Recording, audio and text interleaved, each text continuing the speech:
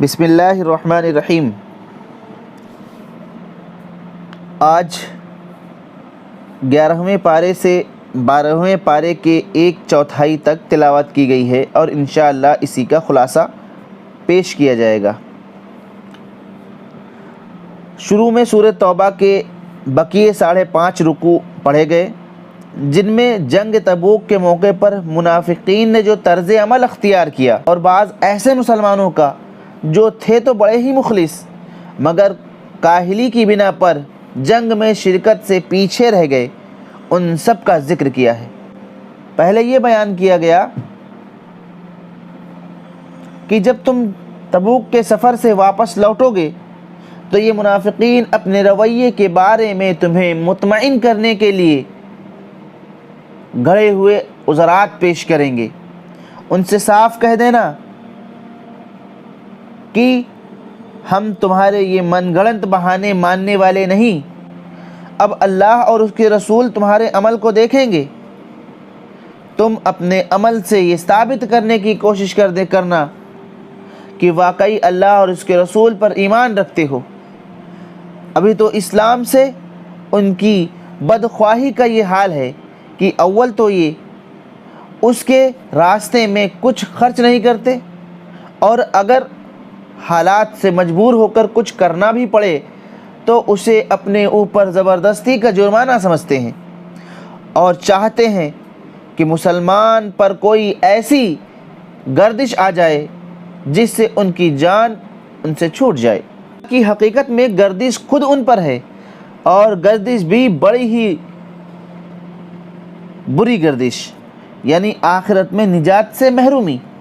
کچھ لوگ تھے جنہوں نے اپنے گناہ کا اعتراف کر لیا تھا، فرمایا ان کی نیکیاں اور برائیاں دونوں طرح کی کمائی ہے، ان پر امید ہے کہ اللہ ان پر اپنی رحمت فرمائے گا۔ اے نبی کریم صلی اللہ علیہ وسلم، آپ ان سے صدقہ لے کر انہیں پاک بنا دیجئے اور ان کے لیے دعا کیجئے۔ آپ کی دعا ان کے لیے تسکین کا سامان بنے گی، اور ان سے یہ بھی کہہ دیجئے کہ اب اللہ، اس کا رسول اور مومنین تمہارے طرز عمل کو دیکھیں گے، اور بہرحال تم عنقریب اللہ کے حضور پیش کیے جانے والے ہو۔ منافقوں میں وہ بھی ہیں جنہوں نے ایک مسجد بنائی ہے، اسلام کو نقصان پہنچانے، اہل ایمان میں پھوٹ ڈالنے اور لوگوں کے لیے ایک خفیہ اڈہ فراہم کرنے کے لیے جو اللہ اور اس کے رسول سے پہلے جنگ کر چکے ہیں۔ آپ اس میں کبھی کھڑے نہ ہوں۔ آپ کے کھڑے ہونے کے لیے وہ مسجد سب سے زیادہ حقدار ہے جس کی بنیاد اول دن سے تقوی پر رکھی گئی ہے۔ نفاق پر بنائی ہوئی عمارت کی مثال ایسی ہے جیسے کسی نے سمندر میں نکلی ہوئی ریت پر عمارت بنائی ہو، وہ کسی وقت بھی اپنے رہنے والوں سمیت دوزخ میں گر جائے گی۔ بے شک اللہ نے اہل ایمان سے ان کے جان و مال جنت کے بدلے خرید لیے ہیں۔ وہ اللہ کی راہ میں جنگ کرتے ہیں، وہ مارتے بھی ہیں اور مارے بھی جاتے ہیں۔ جنت کا وعدہ اللہ کے ذمے ایک سچا وعدہ ہے، توریت میں بھی، انجیل میں بھی اور اب قرآن میں بھی۔ اللہ سے جنت کا سودا کرنے والے دراصل ہمیشہ توبہ کرنے والے، عبادت گزار، شکر گزار، اپنی اصلاح اور دین کا علم حاصل کرنے کے لیے گھروں سے نکلنے والے، اللہ کے آگے جھکنے والے، نیکی کا حکم دینے اور برائی سے روکنے والے، اللہ اور اس کے حدود کی حفاظت کرنے والے لوگ ہیں۔ یہی سچے مومن ہیں، ایسے مومنوں کو خوشخبری سنا دیجیے۔ سورہ ختم کرتے وقت مسلمانوں کو بعض اہم ہدایات دی گئیں۔ پہلی ہدایت یہ فرمائی کہ آپ صلی اللہ علیہ وسلم اور اہل ایمان کے لیے جائز نہیں کہ وہ مشرکین کے لیے اللہ سے مغفرت کی دعا مانگے، چاہے وہ ان کے رشتہ دار ہی کیوں نہ ہوں۔ اس ہدایت کا مطلب یہ ہے کہ مسلمانوں کو شرک کے ہر شائبہ سے پاک کر کے صرف اللہ کے لیے جینے اور اللہ کے لیے مرنے کے مقصد پر قائم کر دیا جائے، اور حق کے سوا اور کسی کی حمایت کا شائبہ ان میں باقی نہ رہنے دیا جائے۔ क्योंकि सिर्फ रिश्तेदारी और ताल्लुक़ की बिना पर जो हिमायत होती है उससे निफाक और कुफ्र की राहें खुलती हैं। जिन मुसलमानों का सुस्ती और काहिली के सबब जंग तबूक से पीछे रह जाने पर बायकाट किया गया था, उनकी तौबा की कबूलियत की बशारत सुनाई गई। और अहले मदीना और बद्दुओं में से जो ताइब हो गए उनको नसीहत की कि हमेशा सच्चे और हक़ के लिए जीने वालों से ख़ुद को वाबस्ता रखो ताकि उनकी नसीहत में रहकर तुम्हारी कमज़ोरियों की इस्लाह हो सके। सूरह यूनुस में कुरैश की उस हालत पर अफसोस का इजहार किया कि अल्लाह ने उन्हीं में से एक शख्स पर यह किताब उतारी है। चाहिए तो ये था कि वो इसकी कद्र करते और ईमान लाते। अल्लाह सरकश लोगों को ढील देता है। उसकी वजह यह है कि वो रहमत करने में जल्दी करता है लेकिन कहर करने में जल्दी नहीं करता। वो ऐसे लोगों को मौका देता है कि वो सरकशी में अच्छी तरह भटक लें, कोई हसरत बाकी न रह जाए और अल्लाह की हुज्जत तमाम हो जाए, वरना जब चाहे उनका किस्सा पाक कर दे। ये पिछली उम्मतों के अंजाम से सबक क्यों नहीं लेते? कुरैश का एक मुतालबा ये भी था कि कुरान के अलावा कोई दूसरी कुरान लाओ जिसमें कुछ हमारी बातें भी मानी गई हो, या अब तरमीम कर लो और कुछ दो और कुछ लो के उसूल पर मामला कर लो। इसका जवाब दिया गया कि आप बता दीजिए कि मुझे तरमीम या तब्दीली का कोई भी इख्तियार हरगिज़ नहीं है। ये तो अल्लाह के अहकाम हैं जिनकी तामील के लिए मैं आया हूँ। अगर अल्लाह का हुक्म ना होता तो मैं हरगिज़ उसे पेश ना करता। नबी करीम सल्लल्लाहु अलैहि वसल्लम को तसल्ली दी है कि जिनके अंदर सलाहियत है वो इस किताब पर ईमान ला रहे हैं।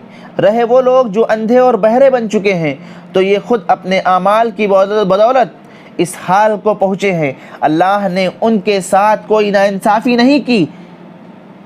जिस अज़ाब और आखिरत की उनको धमकी दी जा रही है उसके लिए ये मुतालबा करते हैं कि वो जल्दी क्यों नहीं आ जाती। हालांकि जब वो आ जाएगी तो महसूस करेंगे कि एक घड़ी से ज़्यादा हमने दुनिया में वक्त नहीं गुजारा। हकीकत ये है कि हर उम्मत के लिए एक पैमाना मुकर्रर है। वो पैमाना भर जाएगा तो उसको एक मिनट की भी मोहलत नहीं दी जाएगी।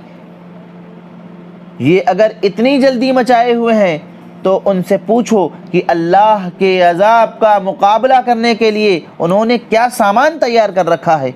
अफसोस, उनका ईमान लाना भी बेकार होगा। ये लोग आखिर अपनी शामत क्यों बुला रहे हैं? अल्लाह की इस अजीम नेमत और रहमत को क्यों अख्तियार नहीं करते जो कुरान की शक्ल में नाजिल हुई है और जिसके आगे दुनिया के तमाम ख़जाने हेज हैं। आयत नंबर 21 में है कि लोगों का हाल ये है कि मुसीबत के बाद जब उनको रहमत का मज़ा चखाया जाता है तो फ़ौरन ही वो हमारी निशानियों के मामले में चालबाजियाँ शुरू कर देते हैं। उनसे कहो कि अल्लाह अपनी तदबीर में तुमसे ज़्यादा तेज़ है, उसके फ़रिश्ते तुम्हारी सब मक्कारियों को लिख रहे हैं। वो अल्लाह है जो तुमको खुशकी और तरी में चलाता है।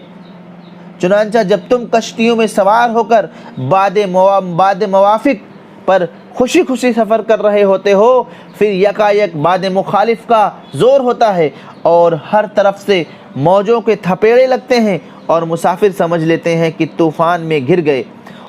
उस वक्त सब अल्लाह को इखलास के साथ पुकारते हैं और दुआ करते हैं कि अगर आपने हमें निजात दे दी तो हम आपके शुक्रगुजार बंदे बनेंगे, मगर जब हम उनको बचा लेते हैं तो ये दोबारा हक़ से मुनहरिफ होकर ज़मीन में बगावत करने लगते हैं।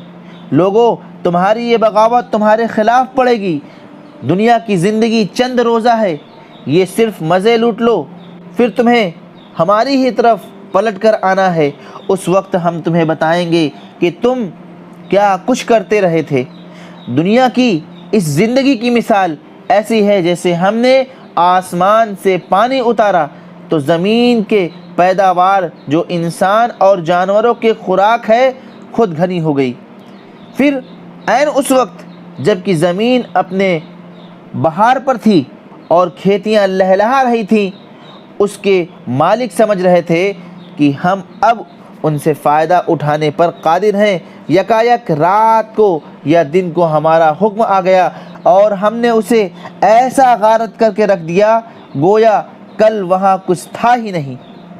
اس طرح ہم اپنی نشانیوں کو کھول کھول کر پیش کرتے ہیں ان لوگوں کے لیے جو غور و فکر کرتے ہیں۔ خدا تمہیں سلامتی والے گھر کی طرف بلاتا ہے اور جسے چاہتا ہے سیدھا راستہ دکھاتا ہے۔ ہر وہ شخص جس نے ظلم کیا ہے اگر روز قیامت روئے زمین کی دولت بھی ہو تو عذاب سے بچنے کے لیے اسے فدیہ میں دینے کے لیے آمادہ ہو جائے گا۔ جب یہ لوگ عذاب دیکھیں گے تو دل ہی دل میں پچھتائیں گے، مگر ان کے درمیان پورے انصاف سے فیصلہ کیا جائے گا اور ان پر کوئی ظلم نہ ہوگا۔ سنو، آسمانوں اور زمینوں میں جو کچھ ہے سب اللہ کا ہے۔ سنو، اللہ کا وعدہ سچا ہے مگر اکثر انسان جانتے نہیں۔ وہی زندگی اور موت دیتا ہے اور اسی کی طرف تمہیں پلٹ کر جانا ہے۔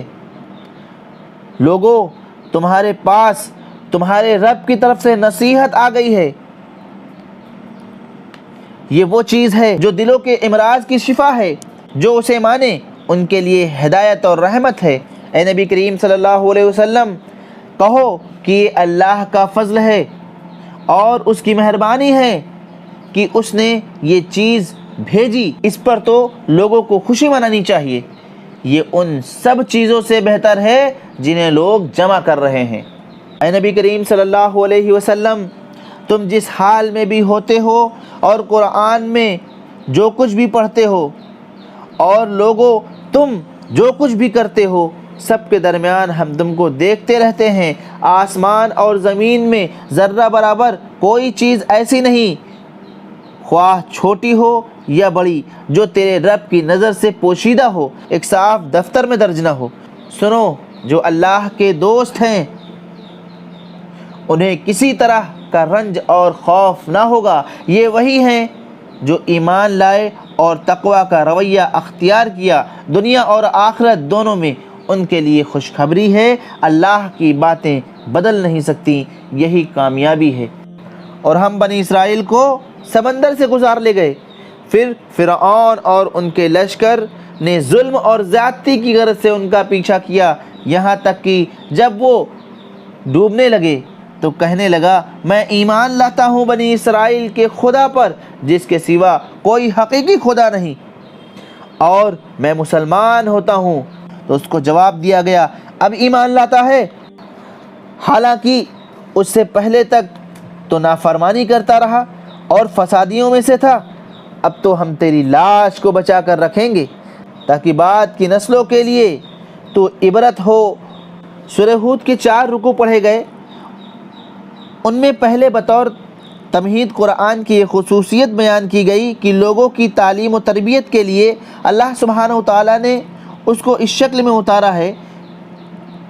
پہلے صرف اصول اور بنیادی باتیں جچے تلے انداز میں بیان کی گئیں، یعنی ابتدائی مکمل صورتیں، پھر بتدریج تفصیلات بیان ہوئی ہیں۔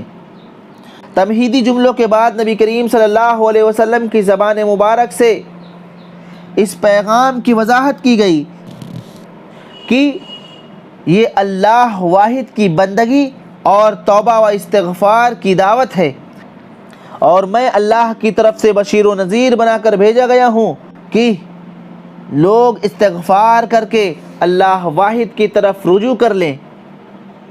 اللہ ایک مقررہ مدت تک ان کو زندگی کی نعمتیں اور اپنے فضل سے مالا مال کرے گا، اور جو لوگ اس سے منہ موڑیں گے ان کے لیے ایک بڑے عذاب کا دن سامنے ہے۔ جزا اور سزا کے منکرین کو اور عذاب کا مذاق اڑانے والوں کو تنبیہ کی کہ یہ دنیا بچوں کا کھیل نہیں ہے، اللہ نے اسے اس کے لیے بنایا ہے کہ وہ دیکھے کہ لوگ کیسا عمل کرتے ہیں۔ انسان کا عجیب حال ہے، کہ جب اللہ کی پکڑ میں آ جاتا ہے تو بالکل مایوس اور دل شکستہ ہو جاتا ہے، لیکن جب اللہ ڈھیل دیتا ہے تو اکڑنے لگتا ہے اور شیخی بگھارنے لگتا ہے۔ تھوڑے لوگ ہی ہیں ایسے ہیں نکلتے ہیں جو مصیبت میں صبر کی اور نعمت میں شکری کی روش اختیار کرتے ہیں۔ ایسے ہی لوگوں کے لیے اللہ سبحانہ وتعالیٰ کے ہاں مغفرت اور اجر عظیم ہے۔ بتایا گیا کہ ایمان کی توفیق صرف ان لوگوں کو ملے گی جن کی فطرت مسخ نہیں ہوتی، وہ قرآن کو اپنے دل کی آواز سمجھتے ہیں۔ رہے وہ لوگ جن کی فطرت کا نور بجھ گیا، وہ دوزخ کو دیکھ کر ہی قائل ہوں گے۔ ان دونوں گروہوں کی مثال ایسی ہے جیسے ایک گروہ اندھوں اور بہروں کا ہو اور دوسرا گروہ آنکھیں اور کان رکھنے والوں کا ہو۔ کیا یہ دونوں برابر ہو سکتے ہیں؟ حضرت نوح علیہ السلام اور ان کی قوم کی سرگزشت سنائی، جس میں محمد صلی اللہ علیہ وسلم کو دکھایا گیا کہ نوح علیہ السلام کو بھی آپ ہی کی طرح ان کی قوم کی طرف بھیجا گیا تھا، اور ان کی قوم نے بھی وہی کیا تھا جو آپ کی قوم آپ کے ساتھ کر رہی ہے۔ بالآخر ان پر اللہ کا عذاب آیا اور وہ سب طوفان میں غرق کر دیے گئے۔ اگر یہ لوگ باز نہ آئے تو ان کا انجام بھی انہی جیسا ہوگا۔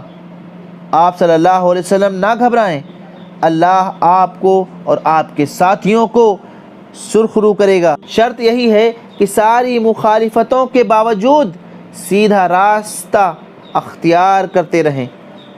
حضرت نوح علیہ السلام کتنے زمانے تک، یعنی 950 برس تک صبر کرتے رہے۔ لہٰذا آپ کو بھی اور آپ کے ماننے والوں کو بھی یہ نصیحت کی جاتی ہے کہ کیسے بھی حالات ہوں، کتنی بھی مصیبتیں کیوں نہ ہوں، آپ صبر کا دامن ہرگز نہ چھوڑنا۔ نویں تراویح کا بیان یہیں پر ختم ہوتا ہے۔ اللہ سبحانہ وتعالیٰ قرآن کو پڑھنے، اس کو سمجھنے اور اس پر عمل پیرا ہونے کی توفیق عطا فرمائے۔ اللہ اس کی برکتوں سے ہمارے شہر و ملک کے حالات تبدیل فرمائے اور ہندوستان کی فضا تمام مسلمانوں کے لیے ہندوستان کی فضا کو موافق بنائے۔